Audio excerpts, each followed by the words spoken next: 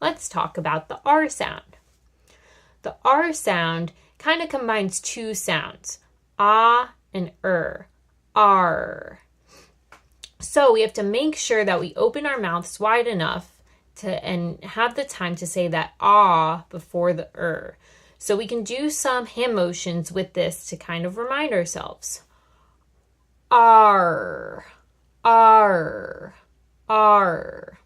We want to make sure that we have both of those sounds in there so that things sound like R instead of For example, we want to make sure it's park instead of perk.